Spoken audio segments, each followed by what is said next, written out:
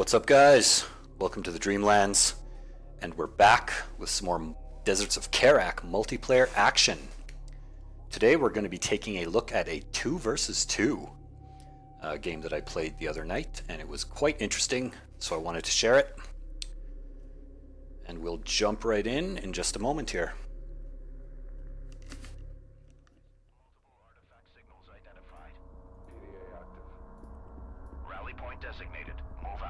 Alright, so we'll do player introductions, we'll take a look at the map, and then we'll jump into the action. So Team 1 will be myself, playing as the Soban fleet, as well as MooSah, playing as the Coalition fleet. We are spawning on the south side, and on the north side spawn we are going to have Sparrow, playing as the Gaalsien, and Tarnarmour, playing as the Coalition.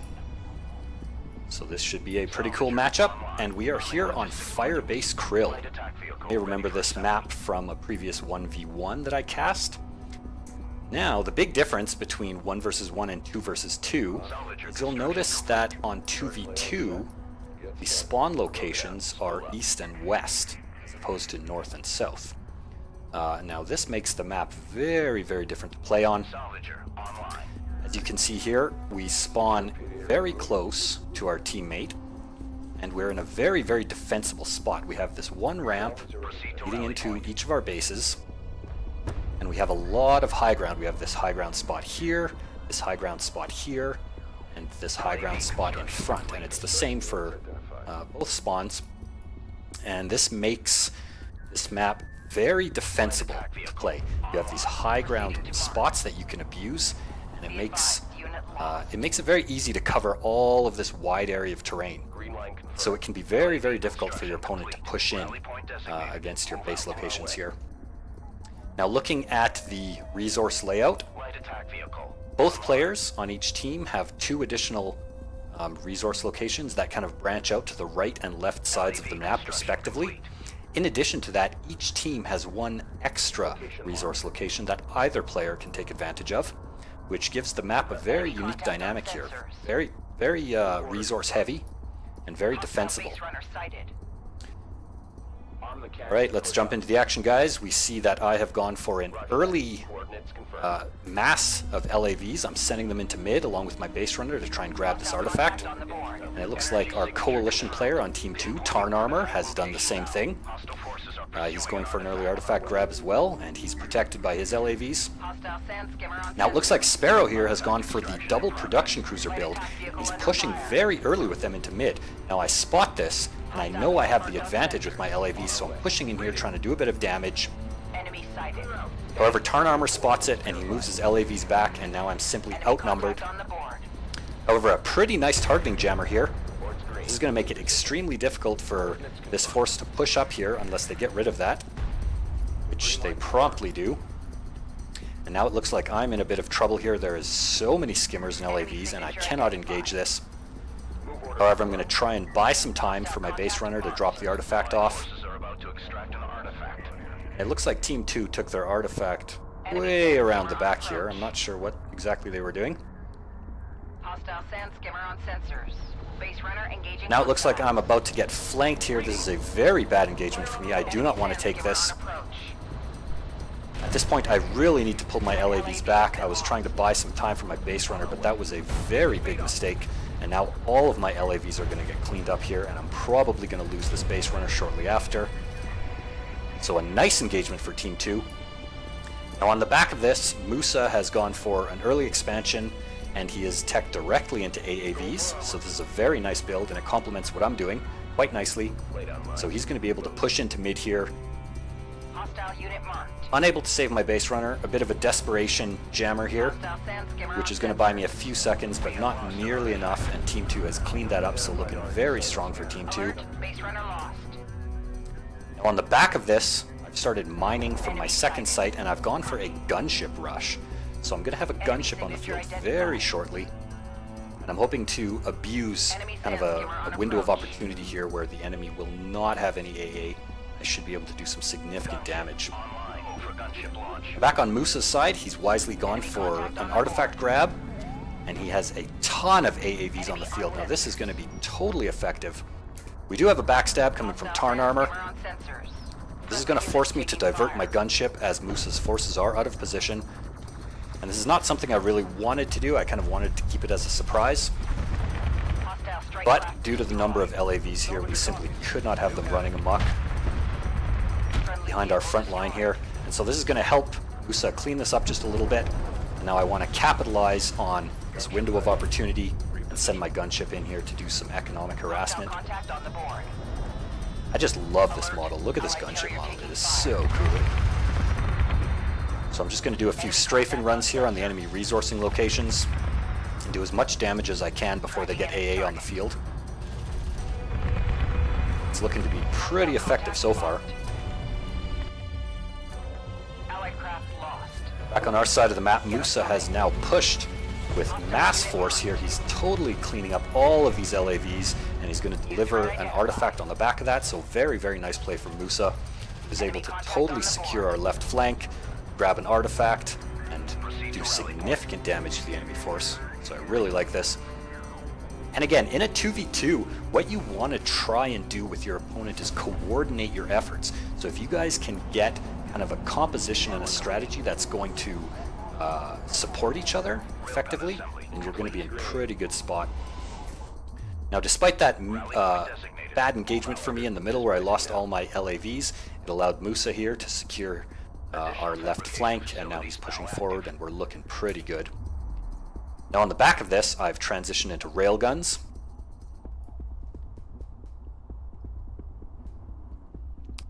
Now, as you can see, as I mentioned before, these high ground positions, I'm now going to start producing a ton of railguns. I'm going to place them here, here, and up here. What this is going to do is give me a huge range of coverage, and it's going to make it super difficult for the enemy to push in anywhere in this wide range, kind of like all around here with any significant force. Now, it looks like we have another fight brewing here. MooSah has spotted the enemy. He's going to go in. However, Team 2 has now wisely produced railguns, and MooSah will not be able to push in on this. So I'm going to try and send in my gunship, clear out some of these railguns, and allow it to make it safe for him to push in with these AAVs and do a little bit of pressure here. So my gunship is now en route. Unfortunately, they do have a missile battery on the field already, so I'm forced to pull my gunship back. I was pretty quick with the reaction there, and that saved my gunship. And now I'm going to try and send it over to the other side of the map and clean up some of these rails and just keep doing that damage while I have the window of opportunity. However, I don't notice that Sparrow already has 2 missile ships on the field as well, so they are absolutely just going to wreck this gunship. Look at how quickly they take that down. I didn't even get a single railgun kill. So now Team 2 looking pretty terrifying. That original artifact they grabbed, they moved it all the way around back, and now they're going to try and sneak it in, and looks like they're going to make it too. And now they're pushing with significant force.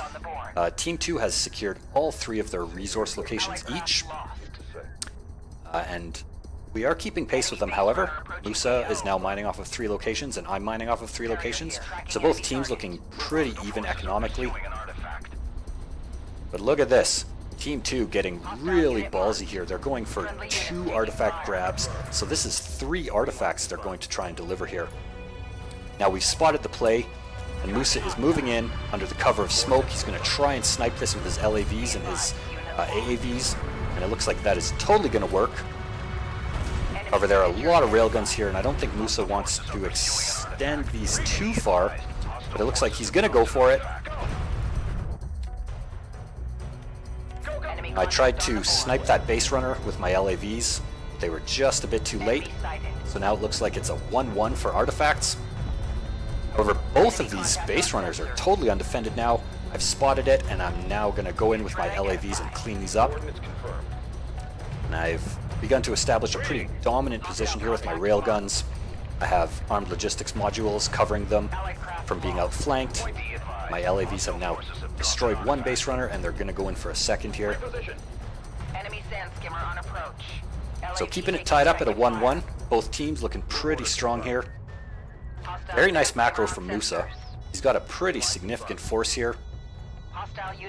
And we have yet another backstab coming from Tarnarmour, sending a small wing of LAVs in here to try and do some economic damage.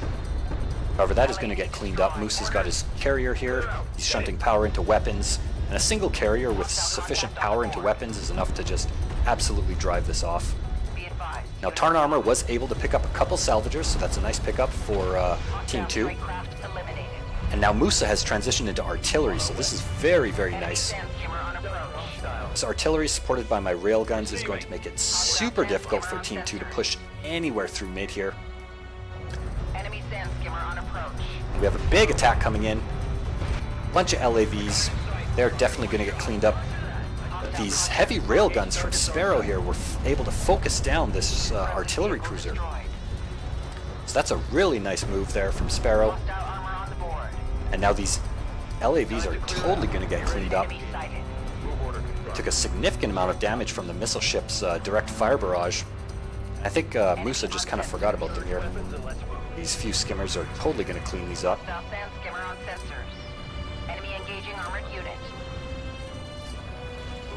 Now I've decided to send a small wing of LAVs over to check out what's going on in the left flank, and a small wing of AAVs to clean up this turret, this scanner, and finish off this base runner here.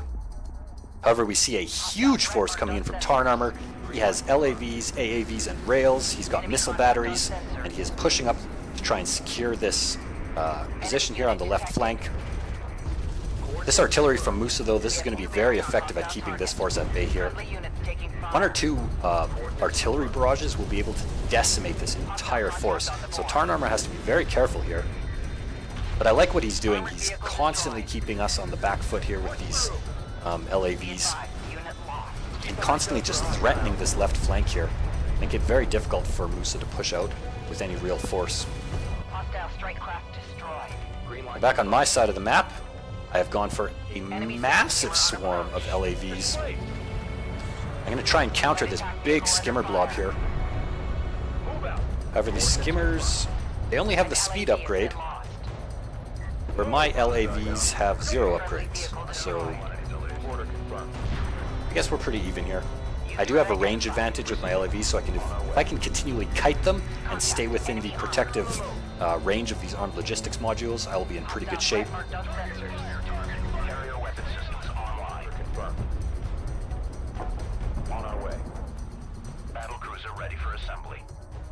And as we can hear, I have transitioned into battlecruisers. Now, battlecruisers can be very, very strong on this map. You have high ground positions for them, and they're pretty damn good at spearheading in advance, but it looks like Tarnarmour is just massing a terrifying army. Look at the size of this army he's got here. This is going to be a massive problem. Enemy unit detected. Allied craft under fire. I like this move from MooSah here. He's getting his railguns positioned on the top of this high ground. He's keeping his... wants to keep his AAVs behind this dune here. I think he's just using them to try and screen. There he goes. He's got the smoke down. He'll try and block line of sight to these railguns and just get a little bit of vision for his own railguns and for an artillery cruiser barrage here. So MooSah's looking pretty safe. I mean, this is a really easily defensible position. But again, one of the things that you need to watch for on this map is not doing what I just did, which was waste all my LAVs in a raid. That was bad. Don't do that. But back to my previous thought, what you want to remember about this map is it's very easy to defend these spots, so pushing can be very hard. However, you have to go into mid to grab these artifacts, and you have to go out onto the field to deliver them. So that's where the challenge on this map comes from. As you can see, MooSah and I, feeling pretty secure, we've both decided to grab an artifact. MooSah's artifact is going to get absolutely wrecked by this force of railguns here. And what I really need to do is start producing some AAVs and protect these railguns, because this is a terrifying force coming through mid here. But as you can see, these railguns on the high ground are absolutely devastating, and a very nice targeting jammer here. Now those are pretty expensive to use.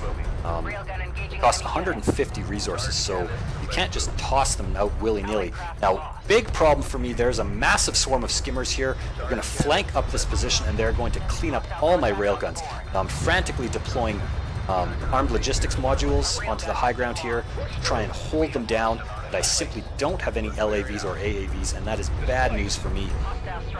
I'm suffering heinous damage to all of my railguns. All are going to get cleaned up here. And that was a very, very nice attack from Sparrow. He's doing a really good job here of dislodging me from this position, and that is not what I want to see. However, I do have battle cruisers on the field, and these beasts are going to absolutely wreck all of these railguns. They can just... look at how many hits they're taking. There's like 4 or 5, there was like 6 or 7 railguns here just pummeling this battle cruiser. And look at how much damage it took. Hardly any. So Sparrow spots it. He decides he doesn't want to engage. Wisely. Look at all these armed logistics modules. It's very hard to push into this here. And now I'm in full macro mode. I'm producing battle cruisers, missile batteries, AAVs. And it looks like I'm gearing up for a big push. Meanwhile, this battle is continuously raging on MooSah's side of the map. He is just fighting a bitter fight here against Tarnarmour. And it looks like Tarnarmour went for a massive push. Sorry guys, I missed that, but he went for a massive push with his entire army and lost everything. Really nice.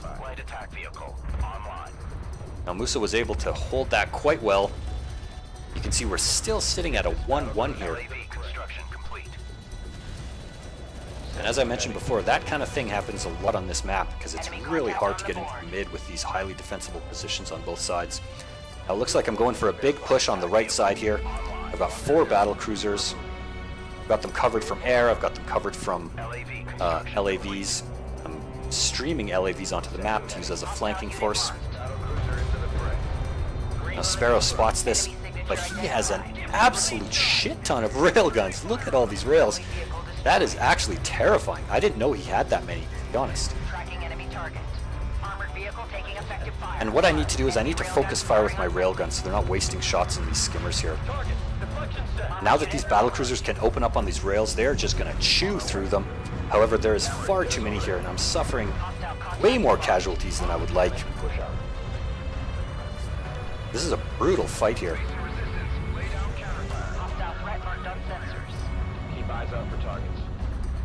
See, battle cruisers are great, but you need them supported, and I feel like I didn't have enough railguns to support them. If I would have had those battle cruisers and maybe like 4, 5, 6 railguns to support them sitting behind them, that way the battle cruisers can eat the hits, and all your railguns will push out. This engagement would have went very differently, so I definitely got a little bit overzealous here with my battle cruisers, and it's pretty easy to fall into that trap. You know, you've got 4 battle cruisers on the field, you're like, hell yeah, I'm invincible. You push, and I mean, you saw how that went. My battle cruiser is literally on fire. I lost the rest of my army. I'm going to try and get the hell out of Dodge. Microwave emitter deployed. Move it. Now on the back of this, I was able to tech up to nukes. So I'm going to deploy a microwave emitter right on top of this entire resourcing location, and Sparrow hasn't spotted it, so that is going to absolutely wreck all of his salvagers and cause significant damage. So that was a nice hit. And now it looks like the left flank has stabilized quite a bit. I've sent just a couple of railguns over to this side, and I have them way out of position right in the open field here, and they're just going to get wrecked within seconds. And we can see once again it's going to be a massive battle with Tarnarmour versus MooSah over here, and it looks like MooSah's forces have just been getting whittled down little by little. He doesn't appear to have any more artillery cruisers on the field, and that is not good because look at the size of this force, man. Tarnarmour showing how macro is done. I think MooSah is in big trouble here, and he knows it. He's retreating with his carrier. It looks like our left flank is definitely going to collapse. Now I'm trying to desperately get ahead in terms of artifacts. Move and engage on site. Fighting has been brutal, absolutely brutal on both sides of the map, but look at this. Tarnarmour, you monster. Let's clear out. Be ready to engage. And look, we have honor guard cruisers on the field. This is a problem. move and prepare to engage. Sensor post down. Base runner engaging hostile. So really, on the right side, neither Sparrow nor myself have been really able to do any appreciable damage to each other. Hostile unit marked. I can't push in here, and he can't push in here, so we're kind of at a stalemate. Now we have a huge cruise missile coming out from MooSah. Excellent hit, as well as a nuke from myself. I'm trying desperately to help him out here as best as I can. And those two cruise missile and the microwave emitter there, those were absolutely devastating. Look at how many casualties they caused. Enemy armor inbound. MooSah here has just been getting whittled down. Tarnarmour is a very solid player. Copy. Coordinates set. Contact. Enemy armor. And it looks like we're just bleeding out at this point. Unit lost. Reposition. I'm trying to do what I can. I feel like this wasn't a very good move either. Railgun under fire. As you can see, you guys learn from my mistakes. There's been several points now in this match where I've just gotten impatient. You know, I felt like I needed to do some damage, and I wasted an entire, probably 20 LAVs going into the mid here. I did take a production cruiser, but I lost my entire army. I lost my entire army again trying to push up here. So that just goes to show how crucial scouting information is in this game. You really, really need to know what you're going up against. Even if you have several battle cruisers and a big army, if you don't know what the opponent has or where they are, don't push. You know? Railgun destroyed. And you can see I'm absolutely desperate at this point. I'm sending my salvagers up here to try and place mines onto the ground and destroy some of these skimmers. I've sent my carrier up to block their extraction zone. But now the left flank is completely collapsed. MooSah is in full retreat, his entire army gone. And I'm about to start bleeding salvagers here. I'm going to lose a support cruiser by the looks of it. Am I? Yep. I'm going to lose a support cruiser. That renders this entire resourcing operation probably 60% at least less effective. Because now the salvagers have to travel all the way down here to drop off their resources. Weapons and let's move. And at this point in the game, I'm simply running out of resources.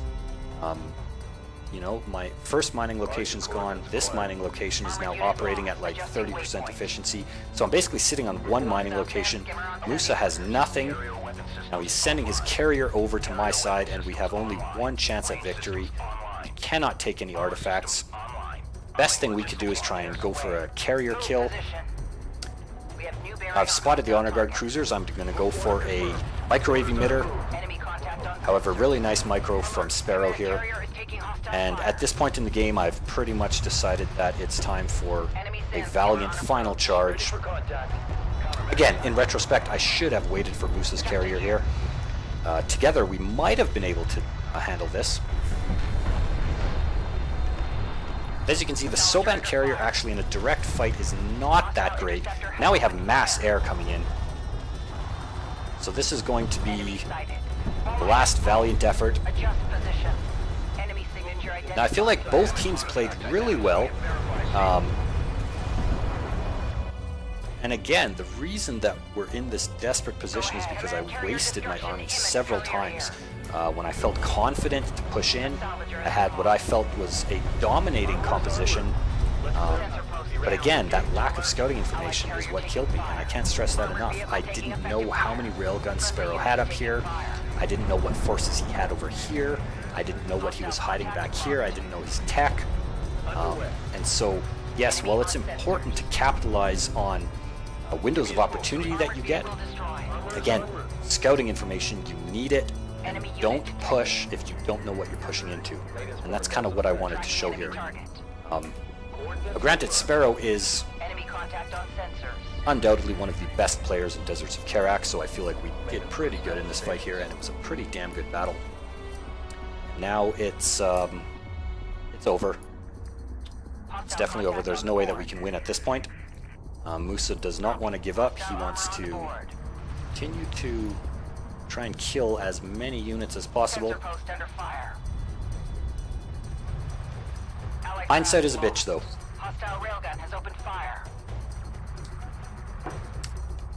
You know, I have to comment that it's pretty humbling casting your own games like this, games in which you yourself played, because you get to look at yourself from an objective standpoint. When you're playing the game, you know what you're thinking and you know what you're trying to do. However, when you watch yourself try and do that from a bird's eye point of view, you notice all of the mistakes that you make. And yeah, this can definitely give you a good perspective. It can help you improve, but it's also quite humbling when you have to cast a game and watch and commentate on all of the many mistakes that you make.